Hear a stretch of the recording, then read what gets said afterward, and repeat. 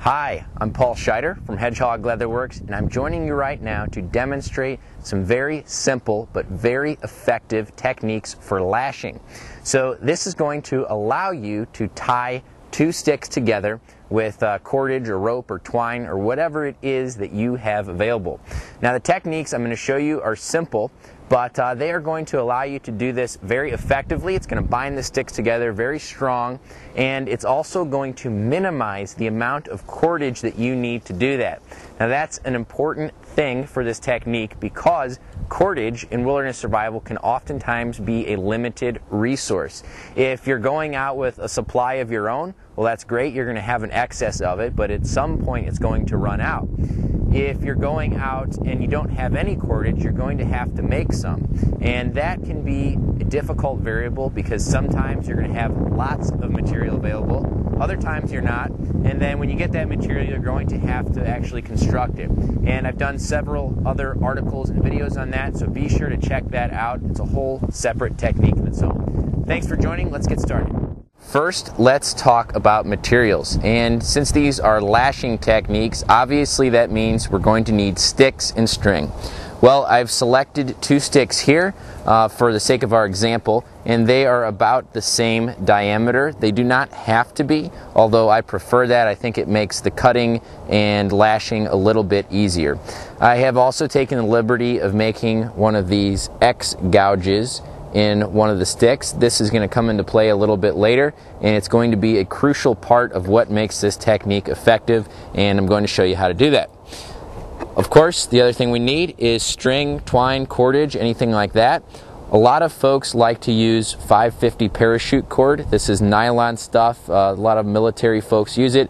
It's got a nylon outer sheath as well as a nylon core. It's very, very strong stuff, and I actually prefer not to use this except for my emergency survival kits. The reason is because I like to be a little bit more traditional and go a little bit more primitive. So today we are going to use jute twine instead. Jute twine is very cheap, it's very plentiful, and it really mimics natural cordage quite well. So we're going to use this. I think it's going to give us the most realistic effect given what we're attempting to do here.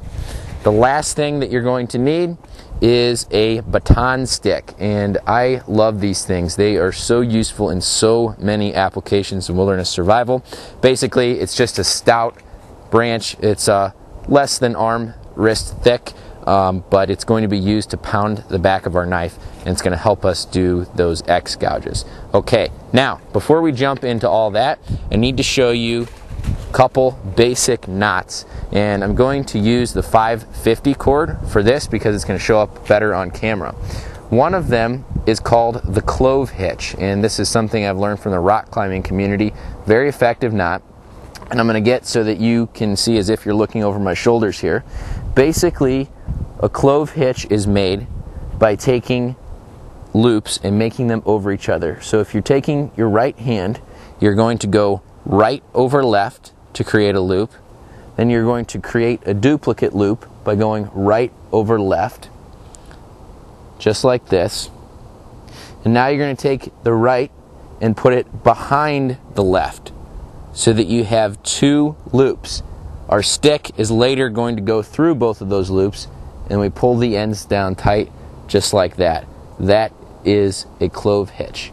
Okay? Very easy, very effective knot, and it's going to be important for this technique. The next thing that you're going to need to know how to do is called the surgeon's knot, and the surgeon's knot is very much like a square knot in the beginning, except you put an extra twist in it. So just like the first step of tying your shoelaces, you cross them over. And the only difference with the surgeon's knot is that you make an extra pass through, just like this.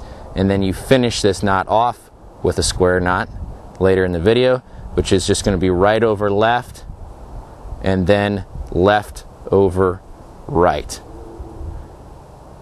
And I know that looks like a mess on camera, but it's going to make a lot more sense in a minute. Okay, let's do the lashing. Now I'm going to show you how to make one of these X gouges, just like this one here. And the thing that is hugely important to make these, and so many things in survival, is to have an anvil log. This is just a fallen tree out in the woods, something that you can get your legs on both sides and straddle. And all you're going to do is take your baton stick, the large hammering stick I showed you earlier, and then you're going to take your knife and you're going to lay it across in an X pattern, and you're just going to pound it until we create these gouges. So I've got it here. I'm going to brace it solidly on my anvil, put my knife across the stick at a 45-degree angle, and then I'm going to tap on the back to get it started. Once it's going pretty good, give it a couple of strong hits, just like that. And as you can see, your blade is going to really chew down into that wood. It's going to cut straight across the grains. When you get that, pull it out. You're going to have a decent cut across it. Now we're going to go back and we're going to make one in the opposite direction to form an X. So again, same thing. Set it across at a 45-degree angle, always keeping the blade in a safe direction. Hammer it in. It's going to cut across the grains. Now we've got our X shape. The only thing you got to do from here is just carve this out, which is very simple. All you have to do is push the tip of your knife in. Watch out for your fingers, of course, and the chips will pop right out. It makes a very clean, very well manicured notch, and you might have to get back down on your stump in order to really dig that out, but as you can see, it's very quick and easy. There's our other X gouge. Now, the cool thing here is that these two sticks fit right together, just like that. In order to get started, I like to set them on the anvil and just give them a little tap. It's not going to make them stick together, but it is going to allow them to be seated a little bit easier.